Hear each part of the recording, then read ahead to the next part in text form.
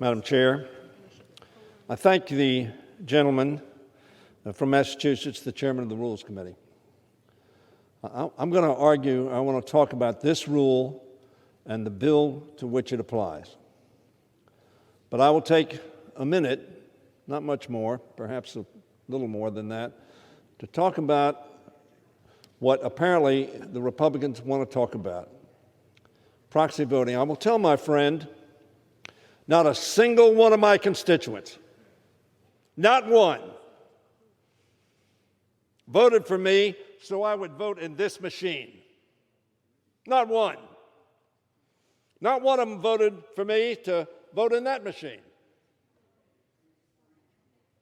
What they wanted me to do is vote to represent them. And they really didn't care how I did that, as long as it was accurate.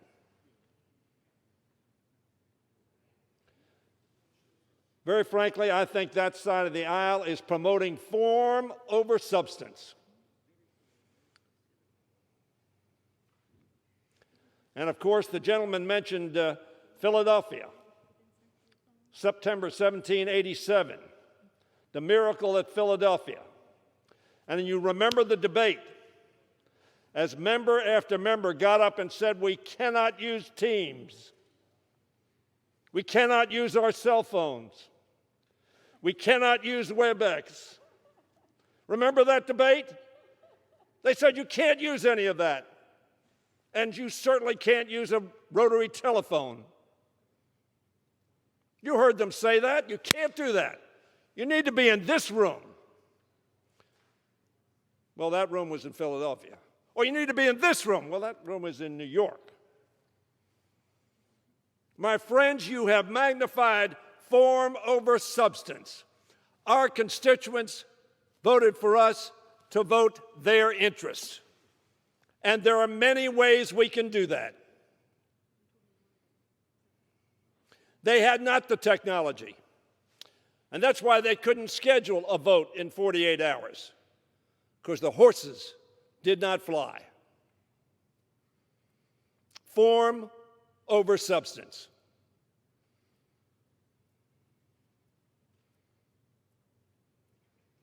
You don't want us to meet. And the man who would be king does not want us to meet. I get that. Because you do not like the substance. Whether it's the Affordable Care Act, whether it's trying to help renters and mortgage people, whether it's trying to help people in line, I get it. You don't want us to meet. But we have an obligation and a duty to the American people to do so. To make sure that the man who would be king is not king, because our Constitution, the people who met in that Philadelphia room, they had had enough of kings. And they wanted to have people who would represent them. And they didn't care whether they voted on this machine, that machine, that machine, or very frankly, as you're sitting in the aisle and you can't get by and you ask your friend, put it in the slot for me, will you? I'm not going to ask you to raise your hand if you've never done that. But that was virtual voting. But it reflected your view, my view, representing my constituents and your constituents. Now let me speak about this rule and this bill, because I am appalled, chagrined, disappointed at what's happening. We worked very hard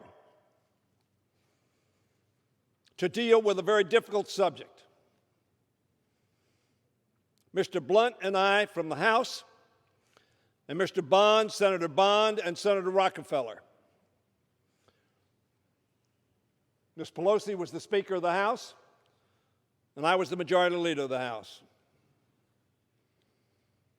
It was 2008. And we were trying to deal with extending the Foreign Intelligence Surveillance Act to keep our people and our country safe.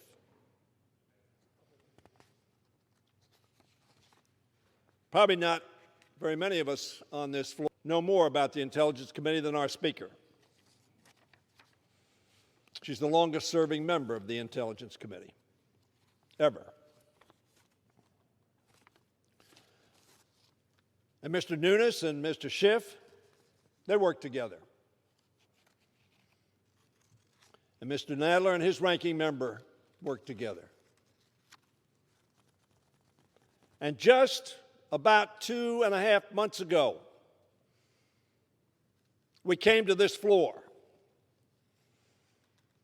and we were all present. I don't mean we had 100% of membership, but we were mostly present. And we debated that bill, and we voted on that bill. And we did what the American people so pined for us doing. We voted together as Americans. 67.7% of the Republicans voted aye, and 66.9% of the Democrats voted aye. And America said amen. That's what they want us to do. Reason together and do for the American people and our country what is best for our people and our country. And we sent that bill to the United States Senate.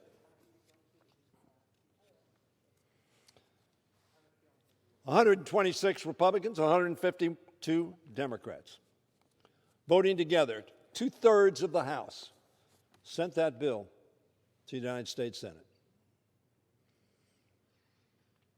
And I talked to Mr. Schiff, and I talked to Mr. Nadler, and they said, this House bill has the support of the United States Senate. And I talked to leaders, I won't name them, in the United States Senate, who were surprised that the Senate did not pass the House bill, but sent an extension because they didn't really vote on the House bill. They sent it after we had left, and we didn't pass that, and the intelligence community made do. And so the Senate did, in fact, take up the bill. And what did they do? Two people who spoke, Mr. Burgess and Mr. Woodall, who voted with the majority, with the 2/3 of Republicans, who said this is a good bill. This is a good bill for our country, for America's security and America's safety. As did Mr. McCarthy,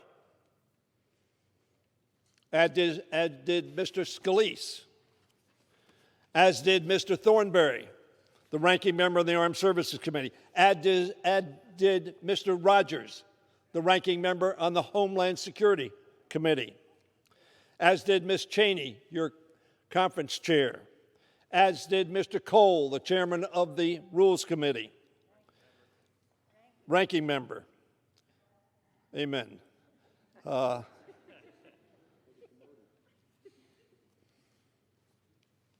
And 120 other Republicans. Now, there were, of course, as is not surprising, differences. This is, as the Speaker has said, a very controversial bill. It always is a controversial bill. My friend, Mr. McGovern, and I, who vote together almost all the time, are going to vote differently on this bill. I'm going to vote for it. He believes there are not enough protections in here. But there are more protections in here than when those named voted for it. And 80 members of the United States Senate voted for it. 48 Republicans. 48 Republicans.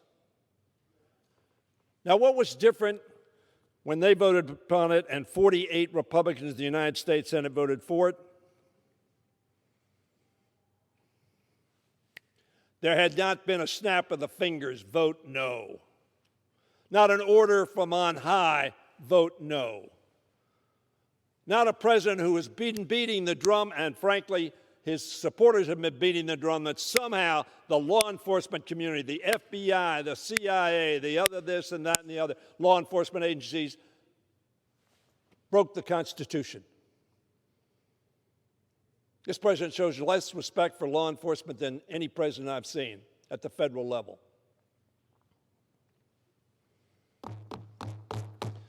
So he said, vote no. My friend with whom I work, the majority leader, called me the other night and said, you ought to pull the bill. The minority leader. I keep wanting to make us, you know why I do that? Because we were all in the majority when we passed this bill. It wasn't a majority-minority bill. It was an American bill. My friend, the minority leader, said, pull this bill. I won't go into the rest of the conversation because we have private conversations about where we're going to go and what we need to do. But the only thing that has changed, Madam Speaker,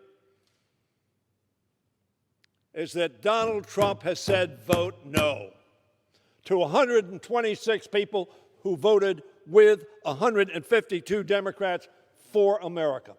And by the way, the people who are voting no also voted for America. They voted for civil liberties, which we honor.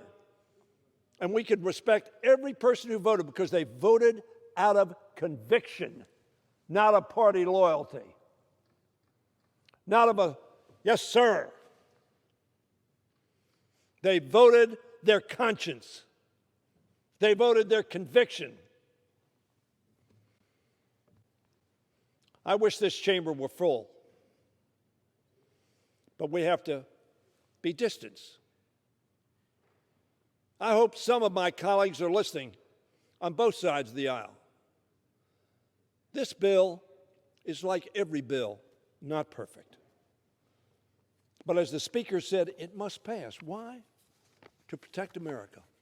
And we need to continue to keep making it better. My friend from Massachusetts will make sure that we focus on that. And I honor him for it. So I ask my friends, vote your convictions. Remember how critical you were of a candidate for president who said, I first voted for it and then I voted against it. How critical you were. But you're flailing around to find a rationalization for your change of vote is sad. Vote yes. On the rule, on the bill, vote for your country. I yield back. Members are directed